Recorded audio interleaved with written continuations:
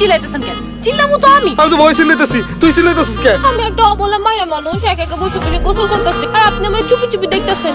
আমি চিল্লামু না। আস্তাগফিরুল্লাহ, তোমা এই তোরা কে কইছ আমি চুপি চুপি তোর গোসল দেখতেছি? আমি মাইয়া মানুষকে থেকে 100 হাত দূরে থাকি। আপনি কি মায়া মানুষের ভয় পান নাকি? এই নাসির মাইয়া মানুষকে ভয় পায় না। মায়া মানুষদেরকে একটু ভয় পান নাকি? আর বেশি তেড়িবিড়ি করলে একদম গণধোলা নিয়েও খাইতে পারে। আপনি প্রমাণ চান? তুই কি প্রমাণ দাবি? দেহি আমিও। বাঁচাও! বাঁচাও! নাসির আমার সাপের হাত থেকে বাঁচাইছে। কিভাবে যে আমি নাসির ভাইরে ধন্যবাদ দিব? ঠিক আছে, আমি চাইতেলে ধন্যবাদ নাসির। কি দেখছেন? নানি তুই চলো না মই, তোর মাথায় যে এত শয়তানি বুদ্ধি এটা আমি আগে জানতাম না রে লাইলি। আহেন চলে যেহেতু আইছেন একেবারে গোসল করি। আহেন। মাথা খারাপ হইছে আমার, নানি আমি 10 হাত দূরে থাকি। আজকে রান্না তো ভীষণ মজা হয়েছে। তাহলে তুই বিয়ের জন্য রাজি হয়ে যা, আমার চেয়েও ভালো রান্না করে এরকম একটা লক্ষ্মী বোতল লেগে নিয়ে আসি। মাথা খারাপ, মাইয়া মানুষ মানে বিপদ। তার মানে আমিও তোর কাছে একটা বিপদ। তুমি তোমার মা, তোমার হিসাবটা আলাদা। ভাবছিলাম নাতি নাতি মুখ দেখে মন, আর তুই যে কথা আমার শোনাই তাতে তো 1 মাস আমার গলা দিয়ে ভাতই নামবো না। এই যে দেখছো মা, মাইয়া মানুষের কথা উড়াইতে না উড়াইতে তোমার আর আমার মধ্যে ঝামেলা পাই গেছে। এই কারণে কই আমি মাইয়া মানুষের থেকে অনেক দূরে থাকি, 100 গজ দূরে থাকি। অতএব আজকে থেকে সব মাইয়া মানুষের কথা বন্ধ। আমি তো দাসী বান্দি, আমার খবর কে রাখে? সবার একটাই সমস্যা, বুঝে কম চিল্লায় বেশি। আল্লাহ জানে এটা নারী মাছ না পুরুষ মাছ। ধরো সুইপ করে খেয়াল। কোনো তাড়াতাড়ি নাই, আমার জরুরি কাজ আছে, আমার যাইতে হবে। খবরদার কোথাও যদি যান তাহলে চিৎকার করে লোক জড়ো করবো। আচ্ছা আপনি মেয়ে মনে দেখলে তো ডরান কেন? আপনি একটু জড়ে ধরে আপনার সব ভয় দূর করে দেন।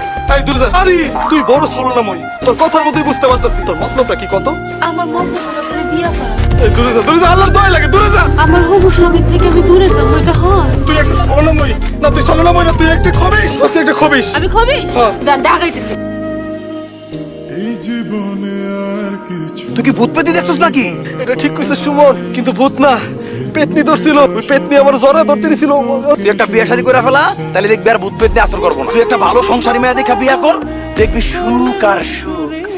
থাপড় মারলি কেন? যতবার মাইয়া মানুষের কথা কবি ঠিক এমন করে আমি তোরা থাপড়ামু। তুই হাতে থাপড় মারছস, ওই হাতের উপর আল্লাহ ঠাড়ানোর মতো। চাচি কি চাচি একা একা বসে বসে সবজি কাটতেছেন? আচ্ছা চাচি আপনার কোনো সমস্যা কি বন্ধু? হ্যাঁ মায়ের মানুষটা দেখলে ডরায় কেন? আপনার বলে তো কখনো প্রেম করে টাকা গেছে নাকি? আমার যে বেকুব বল, মায়ের মতো ধারে কাছে যাইতে চায় না। আপনি যদি চান আমি কিন্তু আপনার পোলার একটা স্যাকা দিতে পারি। তাই তো খুব ভালোই হয়। না, ইয়া, আমার পোলার একটু লাইন আনতে পারো কিনা? এই দূরে যা, 10 হাত দূরে কথা কর, আমার সামনে আবি না। আমি তো জানি আপনি নারীদের থেকে দূরে থাকেন, নারীদের থেকে সাবধান থাকেন, কিন্তু নারীদের উপকার করতে তো সমস্যা নেই তাই না? না, উপকার তো করাইছে। আপনি যদি পানির বোতল দিয়ে আসেন আমার বাসায় আপনারা কোনোদিন আর জানেন না। কি বলি তুই এটা? রাখ দূরে যা। আচ্ছা, শোনেন। এই লালি, তুই কেউ কোনে গেছিস নাকি? এই এটা আমি কি করলাম? আমি না মাইয়া মানুষকে থেকে দূরে থাকি, আমি আজকে কোলে লেলিছি। আজকে তো আমার 6 বার কিছু করা লাগবে। এই কি রে, তুই না জ্ঞান আর লিছিলি? আপনার বুকে মাথা রেখা আমার সব জ্ঞান ফিরে আসছে। মনটা চাইতেছে একটা থাপ্পড় মেরে তোর দাঁতটা ফালায় দিই। এই উসিল আমার গালটা একটু ধইরা দেন। এই সর মাইয়া মানুষের শরীরে আমি আদিনা সর। আমি যদি জানতাম তুই এরকম নাটক করতেছিস তাহলে আমি তোর ওই কুয়ার মধ্যে ফালাই দিয়ে দিতাম। নারী তুই বড় ছলনাময়ী, তোর শরম লজ্জা হায় লজ্জা কোনো কিছু নাই। আর কত প্রেমের আগুন জ্বালাবে। আর অভিনয় করিস না, আমি তো রং সব জানি। উঠ, তোর মাথা তো ফাটলো, কিচ্ছু নেই তোর খুশি। তোর মাথাটা কেমনে ফাটলো? ঠিক আছে থাক, এমনি পড়ে থাক, আমি গেলাম। দুপুরে আমাকে লাইলি কলসিতে পানি আনতে গিয়ে আসার সময় উষ্টা খায় পড়ে জ্ঞান হারায় ফেলছে। আর এই সুযোগে কেন জানি ওর কানে তুলে ভাগছে। লাইলি কি দিলে সত্যি জ্ঞান আর রাস্তার মধ্যে পড়ে রয়েছিল। পরে আমাকে বেলাল চাচা আর শফিক মিল্লা লাইলিতে বাড়িতে নিয়ে দিয়ে আহারে শরীরটার লেগে খুব কষ্ট লাগতেছে।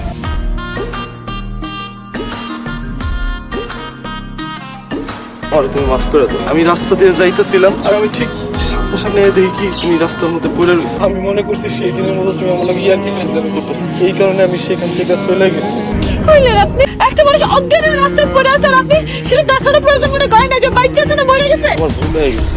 ভুল আপনার না, ভুল আমার। আপনার মতো একটা মানুষের মন থেকে সাউন্ডে আমার ভুল ছিল। আপনি সবসময় কন না নারী হইতে সাবধান, আপনি অর্ধেক কথা বলেন। পুরো কথা কি জানেন? পুরো কথা হইলো নারীর অশ্রু হইতে সাবধান। নারী যদি একবার ঘৃণায় কাল থেকে মুখ ফিরায় লয় জীবনে তার দিকে তাকায় না। আজকে থেকে আমি আপনার ঘৃণা করি। লাইলি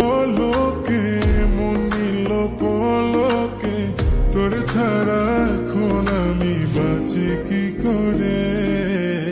শোন রে সুজন আমি বলি যে তোরে তুমি আমার মাফ করে দেবে। এইভাবে চলতে থাকলে আমি পাগল হয়ে যাবো। তাতে আমি কি করবো? তোমার অনেক কিছু করার আছে। এভাবে চলতে থাকলে আমি বাঁচুন না, আমি মরে যাবো। এইভাবে ধুইকা ধুইকা বাঁচাচ্ছে, মরে যাওয়া অনেক ভালো। মানে আপনি কি খেলেন? মাফ করে দিও। মুখগুলো চলতেছে না কেন? বিষ মিষ্টি লাগতেছে কেন? কারণ ওটা বিষ না। এইসবের মানে কি? হ্যাঁ, তুমি অভিযোগ করতে পারবা, সেটা কোনো দোষ নেই। আমি অভিনয় করলে দোষ। এই লাগে আপনি মরণের অভিনয় করবেন? তোমার কি গেছিল বিষের বোতল থেকে বিষ খাইতে? তুমি যদি বিষটা না খেতে তাহলে তো এরকম ঝামেলা হইতো না। আপনি আমার সামনে বিষ খেয়ে মরে যাবেন, আর আমি টাকা টাকি দেখবো? ও মরণ লেগে এত আশা, অথচ একসাথে বাঁচার ইচ্ছা করে না, তাই না? আপনি তো কোন নারী হইতে সাবধান। জ্ঞানীরা নারী থেকে সাবধান থাকতে কইছে, কিন্তু বিয়ের থেকে তো সাবধান থাকতে কয়নি। সত্যি আপনি আমার বিয়ে করবেন? তাহলে আমাকে ধরে কথা দেন। তোমার ধৈর্য কথা দিলাম, তোমার আমি আমার লাল টুকটুকি বলবো না।